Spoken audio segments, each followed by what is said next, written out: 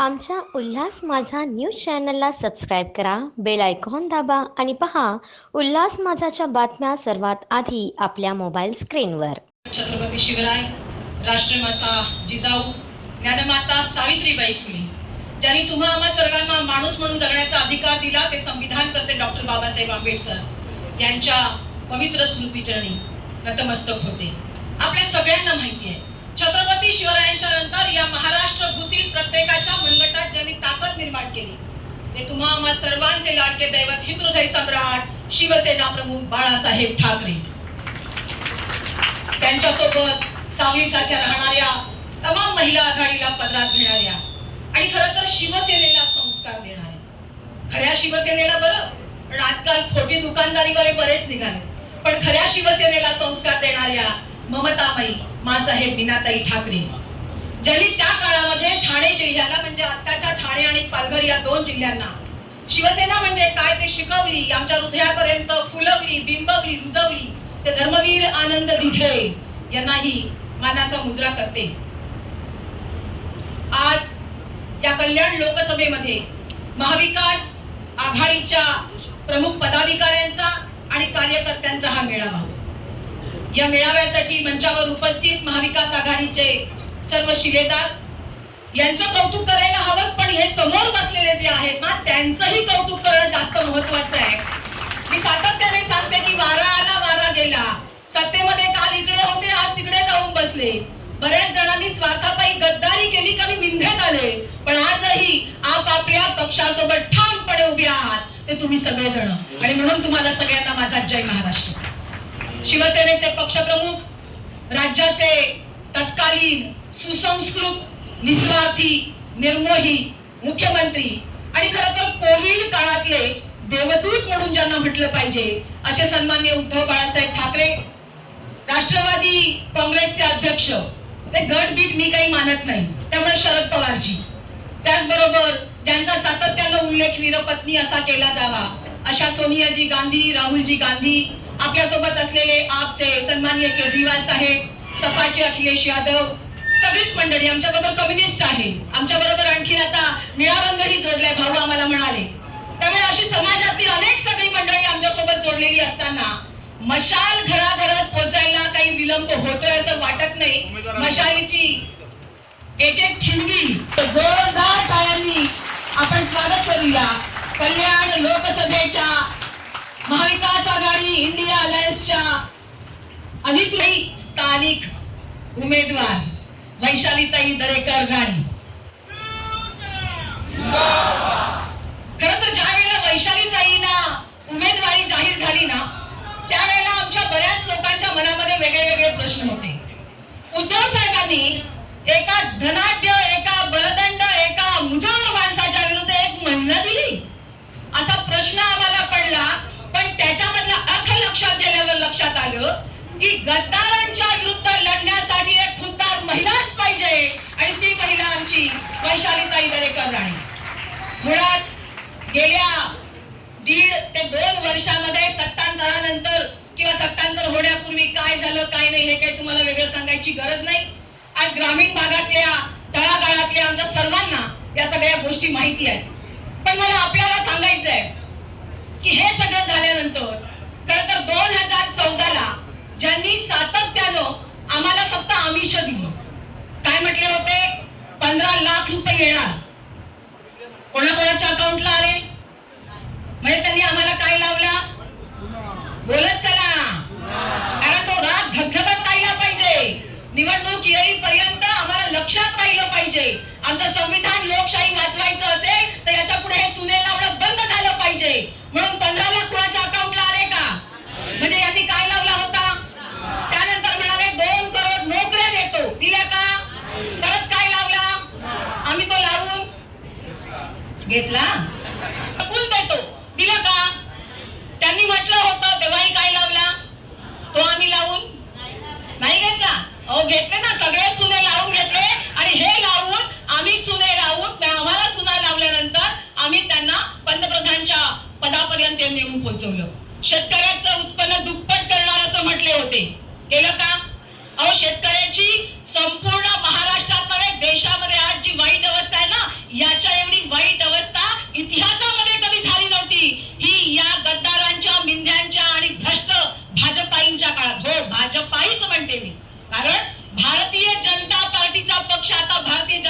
Party राहिला नाहीये. अडवाणींच्या काळची सुसंस्कृत भारतीय जनता पार्टी, आमचे अटल बिहारी वाजपेयीजी यांच्या काळची सुसंस्कृत भाजपा आणि त्याचबरोबर आमच्या सुषमाजी ज्या वेळेला होत्या त्यांच्या काळची भाजपा आता राहिली नाही. आता भाजपा म्हणजे काय, नवीन नाव त्यांनी घेतलंय, ठेवलंय भाजपच, पण त्याचा जो भारतीय जनता पार्टी ते त्यांनी बदललंय आणि त्यांनी केलंय भामटा जगला पाहिजे पार्टी. त्यांनी काय केलं, पूर्वीची भारतीय जनता पार्टी आता नाही, आता भामटा जगला पाहिजे पार्टी.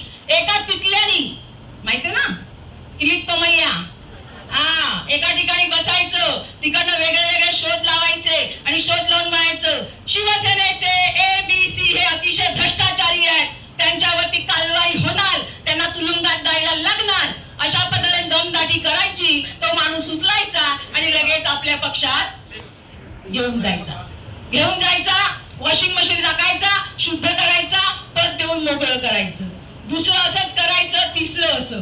मला कळत नाहीये, जर तुम्ही म्हणता की आमची शिवसेना ही शिल्लक सेना आहे, तर मग या शिवसेनेला संपवायला आमच्या देशाचे पंतप्रधान 20 सभा आमच्या महाराष्ट्रामध्ये येऊन घेता कशाला? मला कळत नाही. जर महाविकास आघाडीची आणि इंडिया अलायन्सची तुम्हाला भीती नाहीये म्हणता, आम्ही सगळे 26 पक्षांचं कडबोळं तयार झालंय असं म्हणता, मग सातत्यानं तुम्ही एवढी ऍडव्हर्टाइजमेंट का करता? 10 वर्ष तुम्ही काम केलंय म्हणता ना, मग त्या कामाच्या बळावर तुम्ही मतं मागा. ऍडव्हर्टाइज करून आमची मतं घ्यायचा प्रयत्न करू नका. मला तर अतिशय अभिमान माझ्या पालघर जिल्ह्यातल्या आदिवासी महिलांचा आहे. भगिनींनो, एक महिला आपल्याला उमेदवार आहे आणि हे जर आपण निवडून देणार ना, कोण देणार जरा हात बघू. माझा घेऊ नका, तिकडे घ्या. या सगळ्यांची इच्छा आहे, मशाल आलीच, वैशालीताई संसदेत गेलीच आणि या वेळेला कल्याण लोकसभेची खासदार महिला झालीच. नुसता हात वर करून होणार नाहीये, त्यासाठी आपल्याला 20 मे पर्यंत काम करायचंय. ठीक आहे, 2014ला चुने लावले, आम्ही लावून घेतले नाही का, पण त्यानंतर ते जेव्हा आले तेव्हा ते म्हणाले मैं प्रधानमंत्री नहीं, मैं प्रधान सेवक हूं, मैं चौकीदार हूं. आणि आम्हाला बाई आनंदच झाला. बिल्डिंगला चौकीदार मिळाला की आम्हाला किती आनंद होतो की चला कुणीतरी येतं आणि आमच्या बिल्डिंगचं रक्षण करतं. असंच वाटलं आम्हाला की आता चौकीदार आलाय प्रधानमंत्री आणि तो आता आमच्या देशाचं रक्षण. वाटलं होतं सगळ्यांना, वाटलं होतं ना, 56 इंच की छाती लेके आया, म्हटलं होतं ना असं कुणीतरी. मग मला या चौकीदार असलेल्या पंतप्रधान नरेंद्र मोदीजींना एक 3 प्रश्न विचारायचे आहेत. तुम्हाला पण ते विचारायचे असतील तर ते विचारा, जनतेमध्ये जाऊन विचारा. त्यातला पहिला प्रश्न आहे, प्रधानमंत्री तुम्ही चौकीदार होतो, चौकीदार आहे असं म्हणालात, मग मला सांगा अरुणाचल प्रदेश हा आमच्या भारताच्या भूभागातला आमचं जे राज्य आहे, या राज्यातली 30 गावं अतिक्रमित करून त्याची नाव बदलण्याचं हिम्मत चीनने केली कशी? तुम्ही चौकीदार आहात ना, मग आमच्या अरुणाचल प्रदेशची 30 गावं चीनने घेतली कशी याचा आम्हाला हिशोब द्या. तुम्ही म्हणालात मी चौकीदार आहे, प्रधानमंत्रीजी मला सांगा भूतानने सुद्धा चीनच्या बरोबरीने आमची किनाऱ्याकडची म्हणजे जो आमचा नकाशा आहे त्या नकाशातली 7100 हेक्टर जागा बळकावून घेतली. प्रधानमंत्री चौकीदार तुम्ही कुठे आहात हा माझा तुम्हाला दुसरा प्रश्न आहे. आणि त्याचबरोबर माझा तिसरा प्रश्न आहे, आजही लडाख मध्ये मला वाटतं 3 इडियट्स सगळ्यांनी बघितलाय ना, त्यात ते फेंगशुक वांगडू नावाचं एक कॅरेक्टर आहे, शास्त्रज्ञ माहिती आहेत ना, ते खरं कॅरेक्टर शास्त्रज्ञ.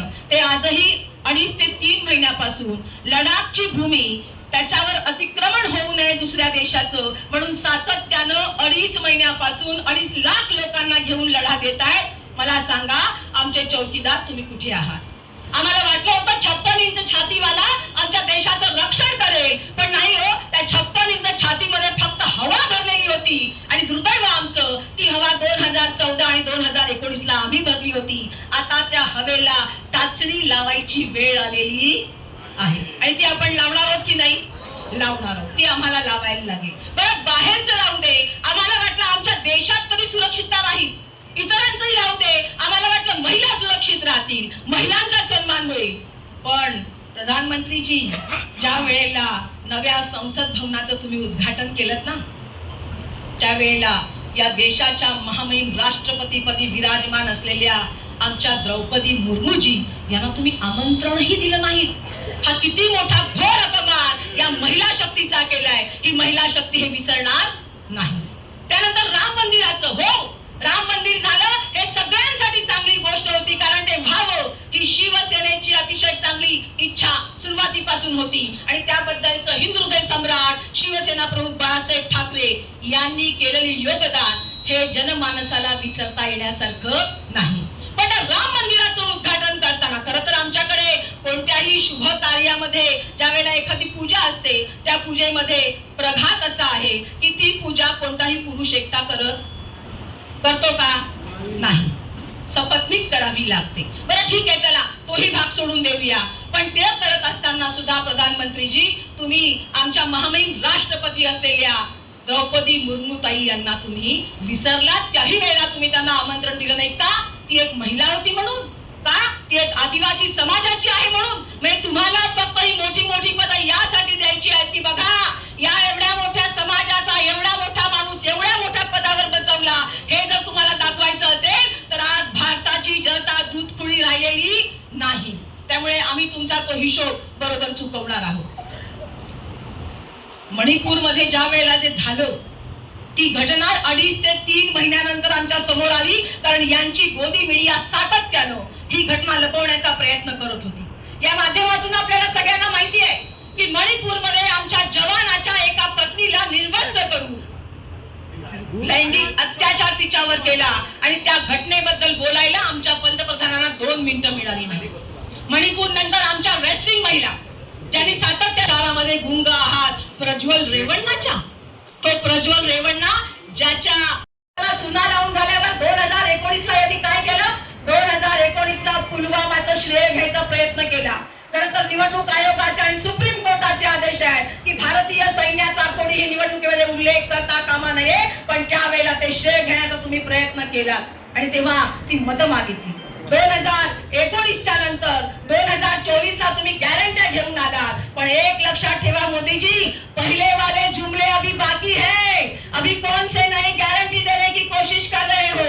आणि तुम्ही गॅरंटीचं म्हणाल ना तर मोदीजी तुमची आई ज्या वेळेला वारली, हिंदुत्व हिंदुत्व हिंदुत्व म्हणून तुम्ही म्हणता, तुमची आई वारल्यानंतर खरं तर हिंदू धर्मामध्ये संस्कार आहे, मुलगा आपले केस आईला दान देतो. मोदीजी तुम्ही ते केस आपल्या आईला दिले नाही.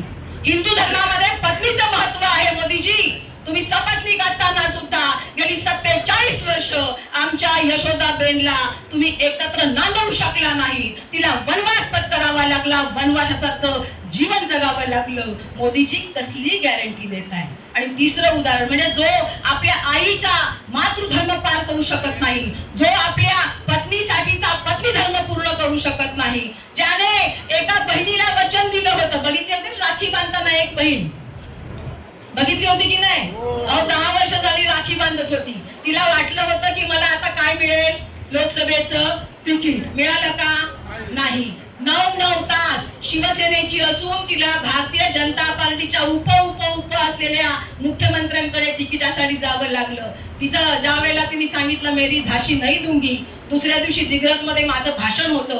दादा मी तिला सांगितलं की ताई तू मेरी झाशी नाही दूंगी म्हणण्याच्या ऐवजी आम आदमी पार्टी, समाजवादी पार्टी, आता राष्ट्रीय जनता दल, व्यासपीठावर बसलेले या सर्वच पक्षाचे नेतेगण आणि वैशाली ताईंची विजयी वाटचाल जे करणार आहेत, आपण सर्व पदाधिकारी, कार्यकर्ते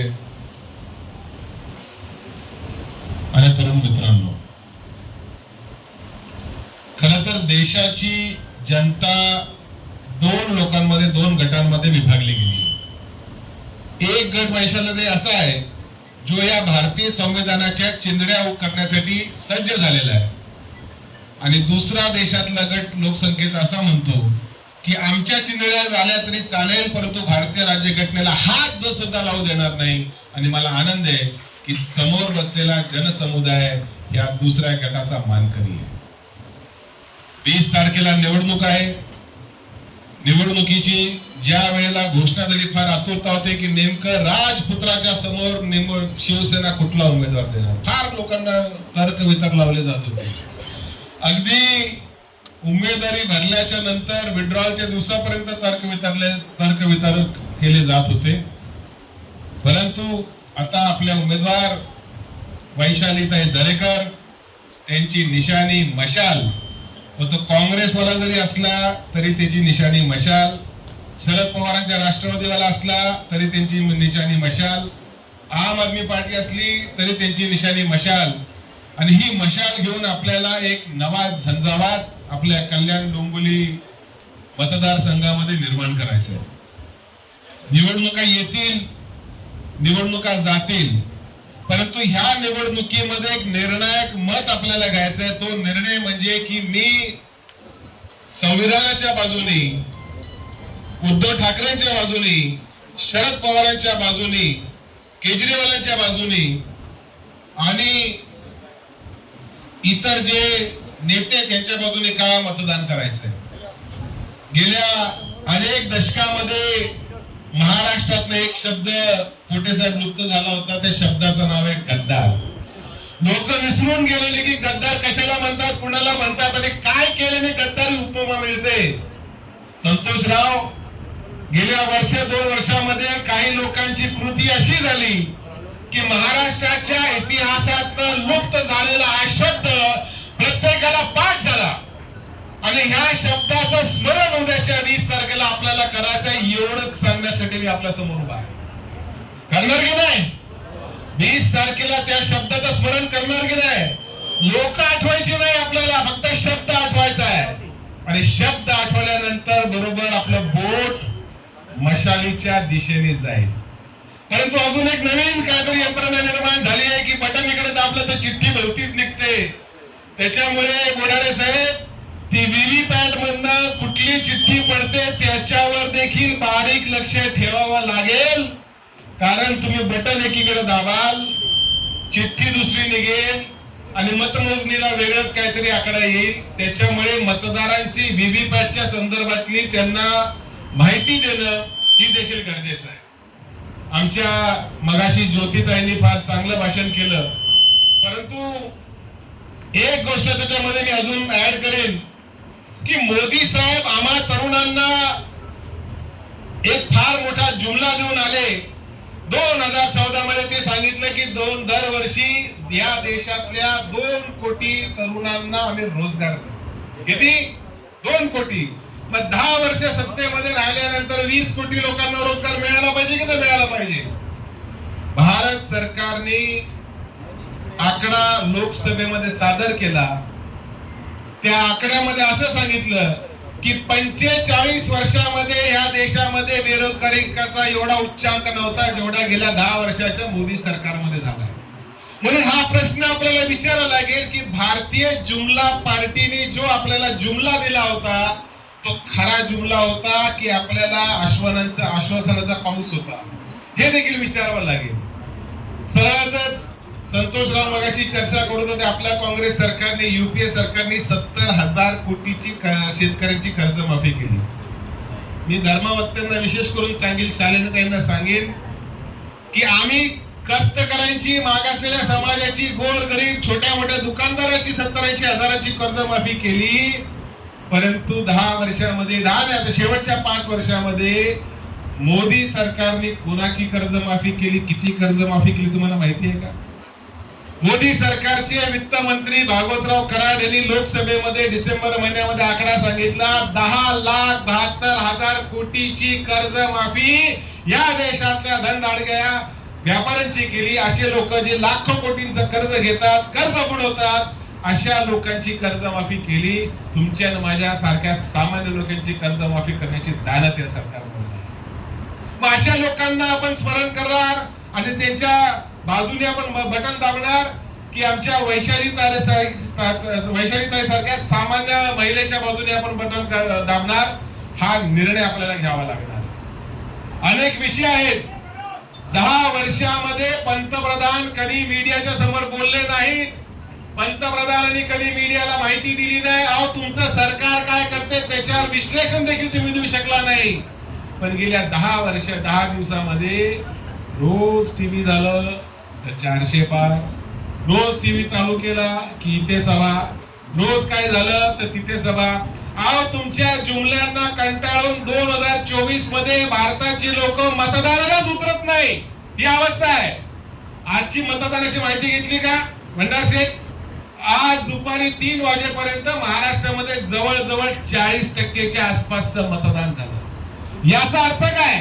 याचा अर्थ 60% लोकांनी मतदानाकडे पाठ फिरवली, कारण त्यांना तुमच्या सरकारवर आता विश्वास राहिलेला नाही.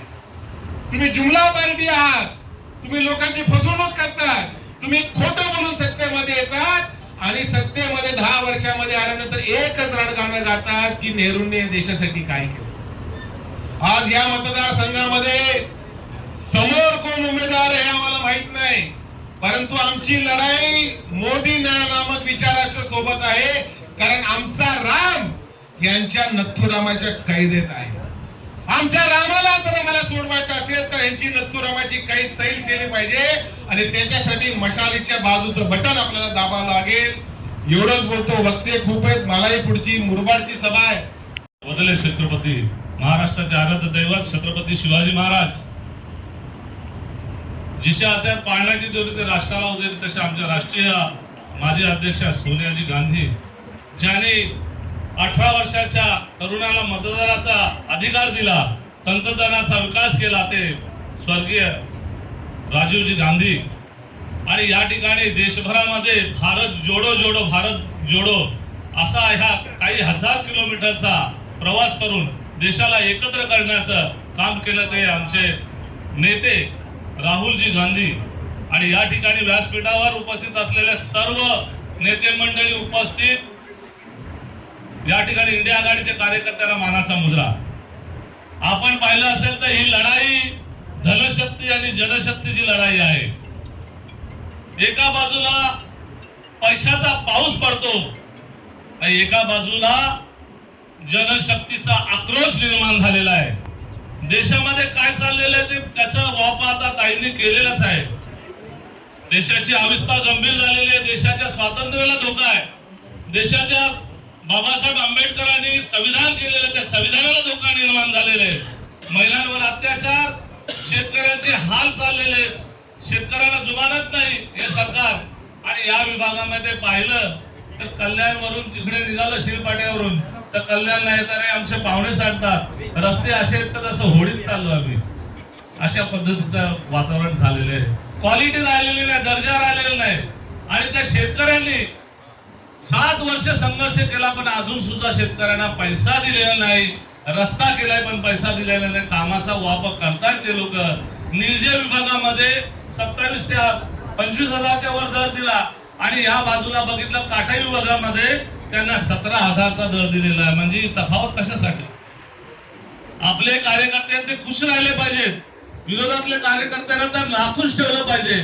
या ठिकाणी आपण पाहिलं असं तर नेवाळीचा जो आंदोलन झाला शेतकऱ्यांचा, त्या नेवाळीच्या आंदोलनात शेतकऱ्यांना गोळ्या झाल्या. तुम्ही अरे सरकार कुठल्या पद्धतीला चाललेलं आहे? एका बाजूला जय जवान जय किसानचा नारा लागतो, जवानाचा एवढा सन्मान आहे तेवढं शेतकऱ्याचा सन्मान देशात केले जातं. शेती प्रधान देश म्हणून जगामध्ये भारताचं नाव घेतलं जातं आणि आमच्या शेतकऱ्याला 12 शेतकऱ्या गोळ्या झाडल्या तुम्ही आणि मोबाईल बंद करून ठेवला आणि भाल गावामध्ये त्याचा निषेध केला. म्हणून त्या भाल गावाच्या 554 एकरवर 499 एकर आरक्षण टाकली. राजकारण पाहिलं, काँग्रेसने जर असं केलं असतं तर भाजपाचा जन्मच झाला नसता. हे भारतामध्ये जाती जातीमध्ये तेढ निर्माण करून शेतकऱ्यांचा हक्क काढून महिलांना अत्याचार करणं आणि तरुणांना रोजगार न देणं, अशा पद्धतीने हे भारत जगाव पार्टी या ठिकाणी आलेली आहे. आणि या विभागामध्ये असलेले खासदार विकासाचा नारा लावतात ते डॉक्टर आहेत. मला वाटतं पेशंट तपासणं आणि जनतेचं विकासाची नाडी तपासणं याच्यात फरक आहे. जर प्रदूषणाचा मुद्दा या ठिकाणी मोठा आहे. प्रदूषणामध्ये कल्याण डोंबिवली महापालिकेचं अग्रगण्य देशामध्ये नाव केलं जातं. घाणेरडं शहर म्हणणं केंद्रीय मंत्री नितीन गडकरी या ठिकाणी बोलून गेलेत. आम्ही बोलण्यापेक्षा त्यांच्या सत्तेमधले नेते बोलतायत. आम्हाला पाणी सुद्धा कसं येतं माहितीये का? उदंचन केंद्र मी नगरसेवक असताना अजितदादा असताना तो ठराव पास केला, त्याचा उदंचन केंद्राचं अजून उद्घाटन होत नाही. घाणीचं पाणी सगळ्यात मोठं येतं आणि तिथे बकरे कापून रक्ताचा सडा त्या उदंचन केंद्रात जातो. उल्हासनगरच्या सगळ्या डाळींच्या या जीन्सच्या कारखान्यात त्याचं पाणी तिथे जातो आणि त्या विभागाचे असणारे जे तबेले त्याचा घाण पाणी जातो, तो कल्याण डोंबिवली महापालिकेच्या नागरिकांना प्यायला काही ही सुविधा तुमचा विकास आहे? या विकासाच्या घोषणा करतायत का तुम्ही? सामान्य माणसाला न्याय दिलाय का? या ठिकाणी पाहिलं असेल तर तुम्ही अंतार्लीला ऍक्विशन केलं, अंतार्ली गावामध्ये ऍक्विशन केलं. या ठिकाणी पाहिलं तर आमच्या ग्रोथ सेंटर मध्ये हजारो एकरची जमीन तुम्ही घेतली विकासासाठी. कोळे गावाला तुम्ही ऍक्विशन केलं, बुलेट ट्रेनचे ऍक्विशन भूसंपादन चालू आहे आणि या ठिकाणी अजून आपलं वसई कॉरिडॉरचं चालू आहे. तुम्ही पोलिसांच्या दंडुका घेऊन शेतकऱ्यांना धमक्या देताय का? अरे आगरी समाजाने शिवाजी महाराजांचं आरमार सांभाळलेलं आहे. हा आगरी आग आहे, आगीशी खेळू नका. आग पेटली तर तुमच्या घरालाही पेट लागेल, या ठिकाणी इथे सांगतो. आणि घाबरण्याचं काय कारण आहे हो? आम्ही इथले भूमिपुत्र आहेत. या ठिकाणी दत्तनगरला पाहिलं असेल तर 10 वर्ष आमच्या विरुद्ध लढा. कशासाठी 10 वर्ष लढा? आम्ही आगरी पहिला आवाज दिलाय, कोणी शेपूट घालत नाही. हे आम्ही आहोत, आम्ही आगरी बरोबर आहेत. जे शेपूट झाले त्यांच्या विरुद्ध आंदोलन करा, हिम्मत करा आणि रस्त्यावर या. आम्ही रस्त्यावर आलेलो आहे, आम्ही भूमिपुत्र रस्त्यावर आलेले. शेपट्या कोणी घातल्या, त्यांच्या शेपट्या कापायच्या का उलट्या घालायच्या ते तुम्ही बघा. पण भाषण करून चालणार ना, मागे बोलून रस्त्यावर यायला लागेल, विरोध करायला लागेल. हिम्मत असेल तर रस्त्यावर यावं. आणि या ठिकाणी दिबा पाटलांचा मी या ठिकाणी उल्लेख करतो. तो जे आंदोलन केलं त्या आंदोलनामध्ये पहिलं पत्र 2018चं माझं होतं आणि त्या आंदोलनामध्ये स्वतःच्या बापाचं नाव होतं. मुख्यमंत्री असताना माननीय उद्धव ठाकरे साहेबांच्या लक्षात आल्यानंतर आम्ही जेव्हा भेटायला गेलो तेव्हा त्यांनी सांगितलं, नाही माझ्या बापाचं नाव बाजूला ठेवतोय, शेतकऱ्यांच्या दिबा पाटलांचं नाव मी पुढे घेतो. पहिला ठराव घेतला. 1 नंबरचा ठराव हा आघाडीचा ठराव, मुख्यमंत्री उद्धवजी ठाकरे यांच्या माध्यमातून. आणि आमच्या नानाभाऊ पाटोळेने आम्हाला भरपूर मदत केली. त्याच्यामध्ये पहिली बैठक दिली होती, सुशेक पंटेच होते या ठरावाला आणि दुसरी कॉपी केली ती शिंदे सरकारने केली. म्हणजे पहिला मान कोणाला दिला पाहिजे? पहिला मान हा आघाडीला दिला पाहिजे आणि आघाडीचा कॅन्डिडेट आता मशाल आहे, लक्षात घेतो. या विभागामध्ये आपण सांगितलं, या शहरी भागाचे सगळे आरक्षण काढायचे, बिल्डरांचे पैसे खिशात घालायचे आणि ग्रामीण भागामध्ये आमच्या आरक्षणामध्ये सगळ्या म्हणजे तुम्ही पाहिलं असेल तर डायझरला तुम्हाला डम्पिंग ग्राउंडचं आरक्षण आहे. या ठिकाणी आगासांची काही मंडळी आली असेल 35 एकरवर राहत्या घरांसकट आरक्षण टाकले, ठाणा महानगरपालिकेचे आरक्षण करून. अरे दुकान चालवताय का तुम्ही? आणि आता आमच्या आयरे रोडला 100 एकरवर क्लस्टर टाकलेलं आहे. गाजर काय दाखवतात? मतांचं राजकारण, तुम्हाला घर देतो आम्ही, तुम्ही मत द्या. अरे चाललंय काय? राहत्या रहिवाशांना सांगितलं पाहिजे कुटुंब आपलं आहे, आम्ही सारीतले घर तुम्हाला दिलेले आणि पुढची घरे आम्ही देणार आहोत. आणि यासाठी तुम्ही आमच्या सातबाराचं नाव काढायला निघालं, भूमिपुत्रांच्या गावाचं नाव तुम्ही काढायला निघालात. या ठिकाणी एवढंच सांगतो, ही 20 तारखेची निवडणूक होणारच आहे.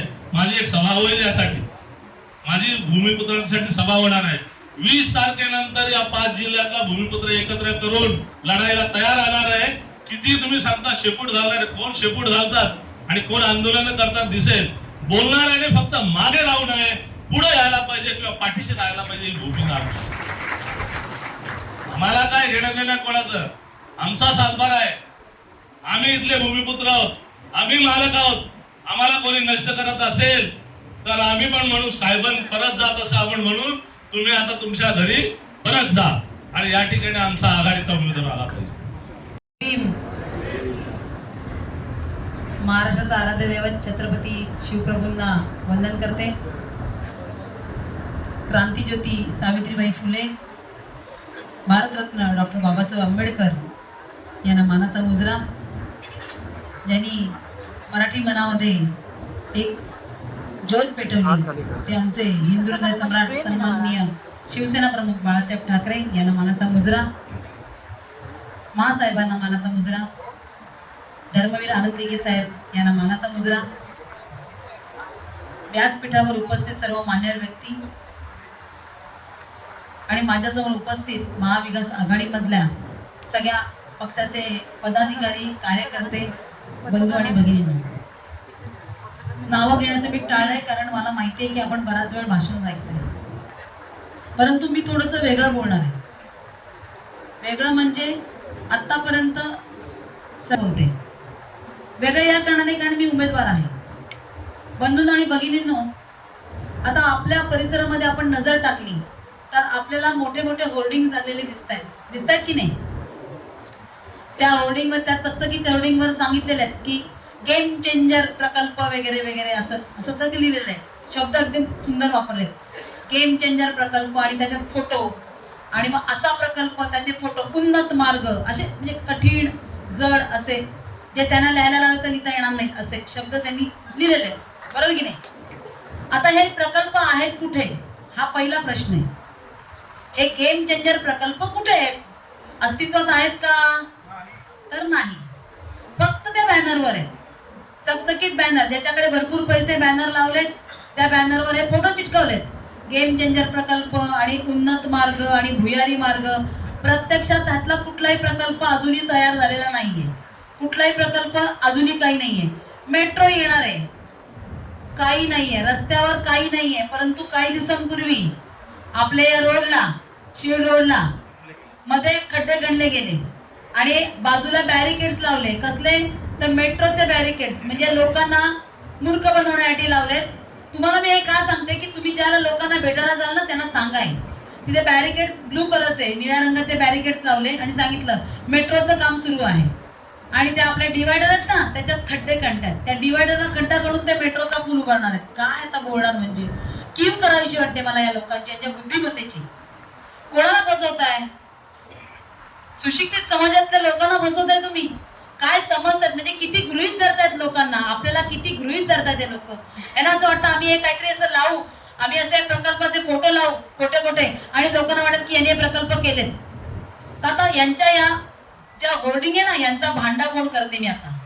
तुम्ही हे जाणून घ्या, कारण गेल्या महिनाभर म्हणजे माझी उमेदवारी जाहीर झाल्यापासून मी या पूर्ण मतदारसंघामध्ये फिरते, आणि ते फिरत असताना मला जे लक्षात आलंय की इथे काय काय आहे, काय काय समस्या आहेत, त्याचा पाढा मी तुमच्या समोर वाचते. तुम्ही ठरवा, आणि ज्या वेळेला तुम्ही सगळे कार्यकर्ते, पदाधिकारी, आपण सगळेजण, मी तर ईच अँड एव्हरी माणसाला भेटू शकत नाही, माझ्या समोर काहीच जण येतील, परंतु तुम्ही प्रत्येक घरात जाणार आहात. त्यावेळेला तुमच्या समोर येणाऱ्या लोकांसमोर तुम्ही हे सांगा की यांनी काय काय केलं, कारण यांनी प्रकल्पाचे फोटो लावलेत. पहिली गोष्ट मी घेणार आहे पाण्यावर. तुम्ही म्हणाल आम्ही तर कल्याण डोंबिवली महानगरपालिकेत राहतो, आम्ही तर ठाणे महानगरपालिकेत, काय काय घरं ठाणे महानगरपालिकेत, काही कल्याण डोंबिवली महानगर, तरी देखील आपल्या या कल्याण मतदारसंघामध्ये, कल्याण लोकसभेमध्ये पाण्याचं दुर्भिक्ष आहे. आणि गंमत काय बाई माहितीये का? पाण्याचं दुर्भिक्ष बघता बघता, म्हणजे आम्ही एका गावामध्ये गेलो होतो, 22 गावं आहेत अंबरनाथ तालुक्यातली, जी आपल्या मतदारसंघात आहेत. इथले काही प्रतिनिधी आपल्या इथे असतील, त्यांना माहिती आहे. आम्ही तिथे फिरत असताना एका गावामध्ये गेलो, त्या गावाचं नाव आहे डोकेगाव. त्या गावात गेल्यानंतर तिथे गंमत अशी आहे की आपण शोले सिनेमा सगळ्यांनी बघितला ना, त्या शोले सिनेमामध्ये एक टाकी दाखवली पाण्याची, ज्याच्यावर धर्मेंद्र उभा राहतो वगैरे, आपण बघितला तो सीन. त्या शोले सिनेमा सारखी पाण्याची टाकी त्या डोके गावात आहे. फक्त आपण शोले सिनेमातली पाण्याची टाकी का बोलते, कारण शोले सिनेमामध्ये लाईटच नव्हते, त्यांच्याकडे वीज नव्हती त्या गावामध्ये, कारण ती जया बच्चन कंदील वगैरे बंद करताना तो सीन होता, तरी पाण्याची टाकी बांधली होती. तसंच इथे पाण्याची टाकी बांधलेली आहे, पण पाणीच नाही गावामध्ये. टाकी बांधून ठेवली आहे, डोकेगाव, लक्षात ठेवा नाव. पाण्याची टाकी बांधली आहे, कलर वगैरे एकदम नवीन पेंट करून निळ्या रंगाचा, परंतु तिथे गावात पाणी नाही. बायका ज्या आम्हाला भेटल्या त्यांनी प्रचंड शिवीगाळ करत होत्या यांच्याबद्दल, आणि खूप बडबड करत होत्या की आमच्या गावात पाण्याचा थेंब येत नाही. आम्ही काय काय, एखाद्या माणसाने स्वतःची प्रायव्हेट ज्यांनी बोरवेल केलेली आहे तिथे थोडं थोडं पाणी येतं, तिथे आम्ही पाणी भरतो. अन्यथा बोरवेलला सुद्धा पाणी, म्हणजे भूजल पातळी सुद्धा घटलेली नाहीये, कोरडी झालेली आहे. म्हणजे काय अवस्था आहे आपल्या या भागाची. आणि हा भाग लांब नाहीये, आपल्यापासून जवळ आहे, एक 10 ते 15 किलोमीटर आहे आपल्या मतदारसंघामध्ये. आणि ही गावं आहेत, अत्यंत साधी आणि गरीब माणसं त्या गावात राहत आहेत. आपल्याला असं वाटतं की आपला शहरी भाग झाला, आपण चकचकीत बिल्डिंग मध्ये राहतोय, चांगले रस्ते आहेत, आपण रेल्वेमध्ये जातो, पण त्या गावांची अवस्था अतिशय वाईट आहे. हे मलंगपट्टीमधलं गाव आहे आणि तिचं असं एक गाव नाही आहे, अशी अनेक गाव आहेत आणि त्या लोकांचा रोष आहे की आमच्या गावामध्ये पाण्याचा थेंब येत नाही. अशी अनेक गावं तिथे आम्हाला आढळली. नावं सांगितली ना तर आता खूप वेळ जाईल. तर ही गावं आहेत की जिथे पाण्याचा दुर्भिक्ष आहे. चला आपण पुढे सरकूया, थोडं पाण्याचं दुर्भिक्ष घेऊन थोडं पुढे सरकूया, तिकडनं येऊया आपल्या डोंबिवलीकडे. तुम्ही डोंबिवली शहरात तर पाणी आहे. आपलं जिथे हॉल आहे त्या हॉल पासून थोडं दूर गेलं रिजन्सी अनंतम, लोकांना जाऊन विचारा पाणी किती येतं. 20 मिनिटं पाणी येतं, अगदी किमान 20 मिनिटं पाणीच येत नाहीये. आपल्या या पूर्ण भागामध्ये, पूर्ण पट्ट्यामध्ये अनेक नवीन नवीन सिटीज होऊ घातल्यात. रिजन्सी अनंतम झाली आहे, काम चालू आहे आजही. आपल्या पुढे रुणवाल झालेली आहे, या बाजूला लोणाचं चालू आहे, अजून साई वर्ल्ड चालू आहे, अजून कित्येक वर्ल्ड येतील, भरपूर वर्ल्ड येतील, कारण जागा भरपूर आहे ना. परंतु पाण्याचं नियोजन केलंय का? आता अनेकांनी सांगितलं ना की कुशिवली डॅम बद्दल बोलला होता. आपला बॅरवी डॅम मधनं आपल्याला पाणी येतं, मध्ये प्राधिकरणाचं येतं म्हणजे MIDCचं येतं आणि कल्याण डोंबिवली महानगरपालिकेतनं येतं. मला सांगा आपल्या एवढ्या या परिसरामध्ये आपल्याला पुरेसा पाणी पुरवठा करण्याची ताकद KDMC मध्ये आहे का? ती बघितली गेली का अगोदर? परंतु यांचे मित्र, यांचेच प्रकल्प लोक बिचारी लोन काढून घरं घेतात. मी हे तुम्हाला छाती ठोकपणे किंवा का सांगू शकते की मी प्रचार करताना त्या दिवशी परतत होते, एका ठिकाणी उभी होते, गाडी आमची पार्क होती, ती येत असताना त्यात एक कपल मला येऊन भेटलं. नवीन लग्न तरुण नवरा बायको होते. गाडीवरून येताना त्यांनी मला बघितलं, बाईकवरून मला बघितलं आणि थांबले. ते म्हणले मॅडम मला बोलायचं तुमच्याशी, तुम्ही अमुक अमुक आहात ना? म्हटलं हो. त्यांनी आम्हाला सांगितलं की आम्ही रिजन्सी अनंतम मध्ये 50 लाखाचा फ्लॅट घेतलाय, आम्ही दोघे जॉब करतो आणि आज कर्ज काढून आम्ही घर घेतलंय आणि आमच्याकडे 20 मिनिटं पण पाणी येत नाही. त्यामुळे विकायला गेलं तर विकलंही जात नाही. म्हणजे केवढी अवस्था बिकट आहे बघा. ही परिस्थिती आहे. यांच्या चकचकीत होर्डिंगकडे जाऊ नका, ही खरी परिस्थिती आहे. ही ग्राउंड रिपोर्ट आहे.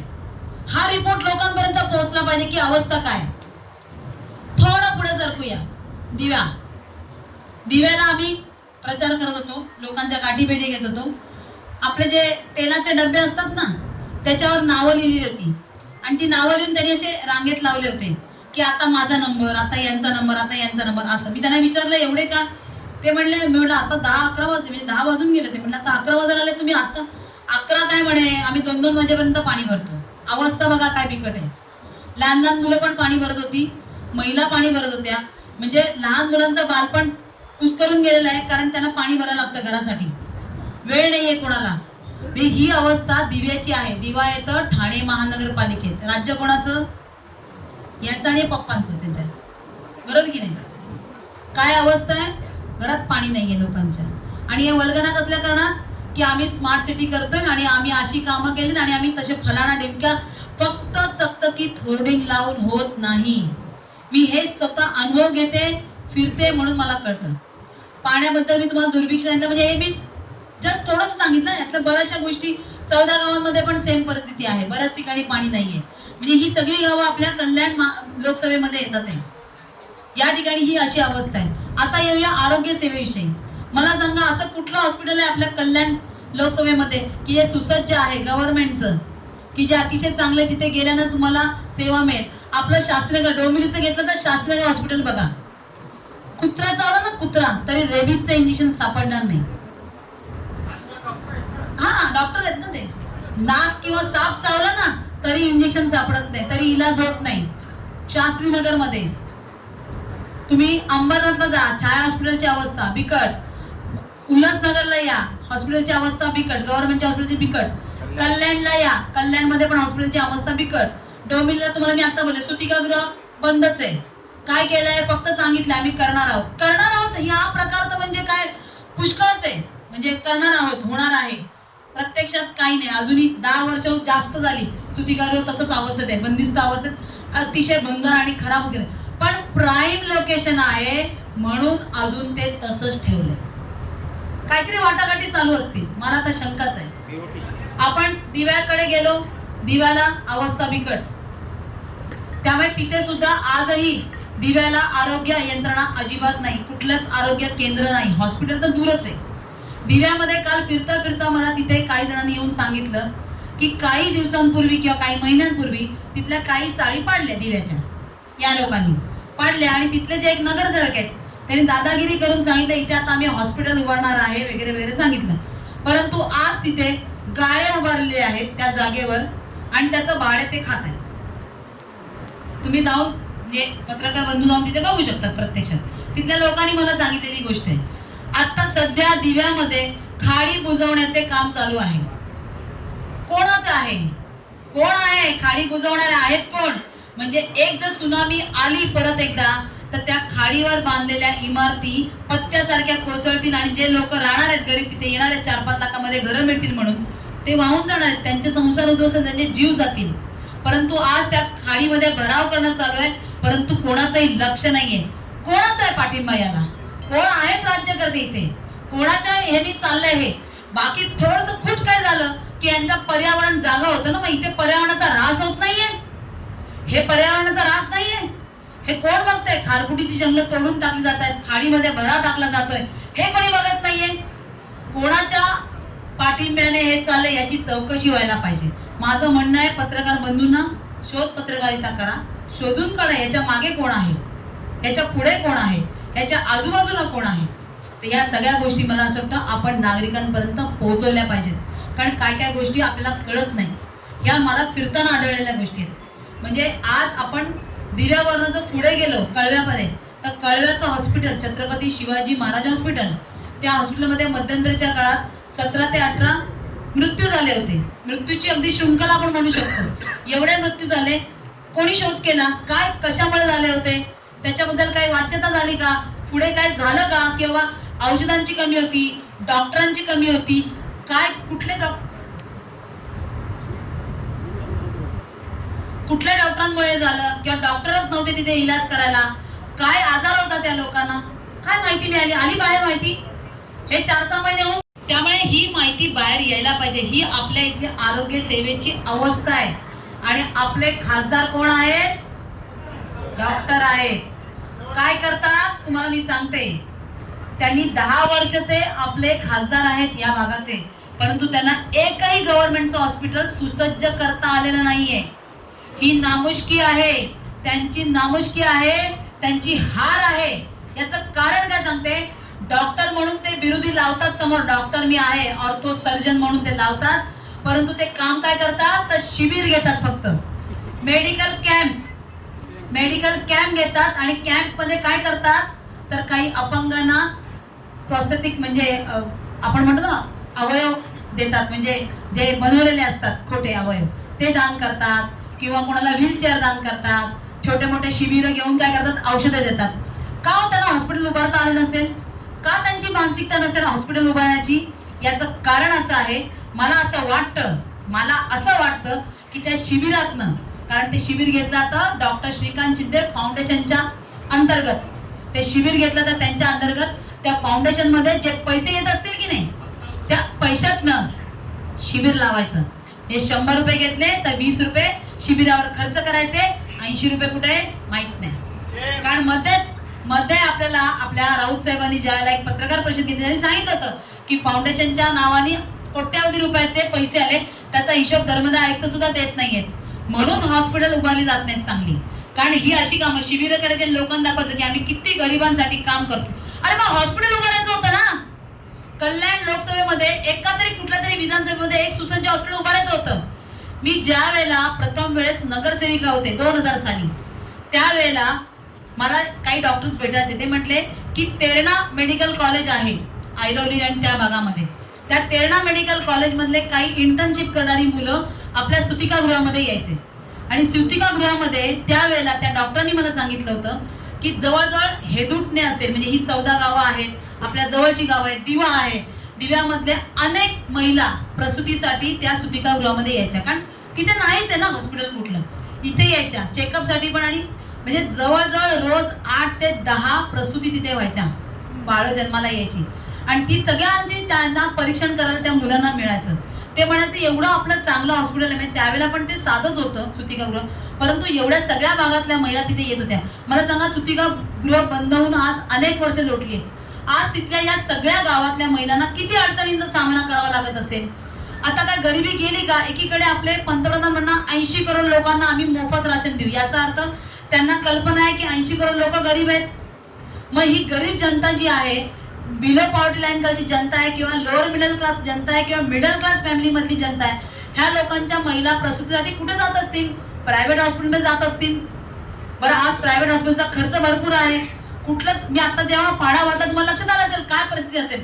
मग तिचा नवरा कुठेतरी कर्ज काढतो त्या हॉस्पिटलसाठी. ते कर्ज काढल्यानंतर ते फेडेपर्यंत मुलगा जन्माला आला किंवा मुलगी जन्माला आली, तिचं शिक्षण. आता येऊया शाळेकडे. हॉस्पिटलचा झाला पाडा, शाळेकडे येऊया. एक तरी अशी सुसज्ज गव्हर्नमेंटची शाळा आहे का की जी या खासदारांनी चांगली केली आहे? मला एक तरी दाखवून द्यावी. डोंबिवलीमध्ये नाहीये, कल्याणमध्ये नाहीये, उल्हासनगरला नाहीये, की अंबरनाथला नाहीये, की आपल्या दिवा या कुठल्याही शहरामध्ये, कुठल्याही गावामध्ये, कळव्यामध्ये नाहीये. कुठलीच अशी शाळा नाहीये की जिच्यामध्ये, ज्या शाळेमध्ये गरिबांची मुलं शिकू शकतील. आपल्या आता आपल्या सदस्यांनी सांगितलं ना की केजरीवालांनी कसं दिल्लीमध्ये शाळा केल्यात. आपल्याला माहिती आहे, आपल्या आदित्य साहेबांनी मुंबईमध्ये पब्लिक स्कूल केल्यात, सगळ्यांना माहिती आहे. तर मग तशी शाळा, एक तरी शाळा करायची 10 वर्षामध्ये, एक तरी हॉस्पिटल, एक तरी शाळा. बरं, ते विशेष सर्कल ज्याला आपण म्हणतो विषारी साखळी कशी आहे ते सांगते मी तुम्हाला. की तो गरीब माणूस बिचारा कर्ज काढून डिलिव्हरीसाठी बायकोच्या काढलं कर्ज, ते फेडेपर्यंत मुलगा शाळेत झाला. परत त्याला वाटतं की आपल्या मुलांनी चांगलं शिक्षण घ्यावं, आणि ते आहेच, गरजच आहे. प्रत्येकाला वाटतं आपल्या मुलांनी इंग्लिश मीडियममध्ये शिक्षण घ्यावं, CBSE स्कूलमध्ये शिक्षण घ्यावं. त्यात काही चुकीचं नाहीये, त्याला वाट नाही. मग तो परत डोनेशनसाठी परत पैसे काढतो आणि परत मुलांची फीस भरण्यासाठी दरवेळेला त्याच सर्कलमध्ये, आपण म्हणतो ना गरिबीमध्ये तो अडकत जातो. परत आल्या नोकऱ्या नाहीतच आहेत. मुलगा शिकून तयार झाल्यानंतर नोकरी नाहीच आहे. म्हणजे ती गरिबी परत. म्हणून हे 80 करोडचं राशन. मग त्याच्यासाठी तुम्ही काय केलं? कुठला प्रकल्प आणलात आमच्या कल्याण लोकसभेमध्ये तो दाखवून द्या ना. हे चकचकीत होर्डिंग आम्हाला नको आहेत. ते तुमच्याकडेच ठेवा. तुमच्याकडे पैसे जास्त झालेत म्हणून तुम्ही होर्डिंग लावताय. घोटाळे तर त्यांनी केलेच हो, तुम्हाला ते माहितीच आहेत. शिलाई मशीनचा घोटाळा तेही मला माहिती आहे. म्हणजे दुर्बल घटकाचा निधी आणून तुम्ही लोकांना, दुर्बल घटकांना वाटायच्या ऐवजी अनेक वेगवेगळ्या महिलांना तुम्ही तुमचा निधी दिला. तो ते शिलाई मशीन वाटल्या कशासाठी? मतांची लाचारी. मग कामं करायची होती ना 10 वर्षात, ती केली नाहीयेत ना, म्हणून तुम्हाला आज ही गरज पडते. आज माणकोलीचा ब्रिज केला, तुम्हाला आता शिक्षण समजलं, शाळा समजली, हॉस्पिटल समजलं, पाणी समजलं. आता रस्त्यावर येऊया. कारण त्यांनी सांगतात ना आम्ही रस्ते केले, गेम चेंजर प्रकल्प त्यांचे. रस्ते, कॉन्क्रीट रस्ते बघितलेत का? जास्त लांब नको जाऊया. चला, तुमच्या या आपलं जे आता हॉल आपण आहोत ना, या हॉलला क्रॉस केल्यानंतर समोर एक रस्ता येतो, शीड रोड आपण म्हणतो त्याला, कल्याण शीड रोड. तो शीड रोड क्रॉस करून एक आपल्याला सर्व्हिस रोड लागतो जो MIDC मिलापनगरकडे जातो. तिथे समोर सगळे बंगले आहेत. त्या बंगल्यांची ते जाऊन बघा, रस्ता केलेला आहे. तो रस्ता आहे ना, त्याची उंची याच्यापेक्षा पण जास्त आहे. हा प्लॅटफॉर्म आहे ना, स्टेज आहे ना, याच्यापेक्षा जास्त आहे. आणि समोर ते बंगले आणि ती घरं आहेत, सगळी बैठी घरं आहेत.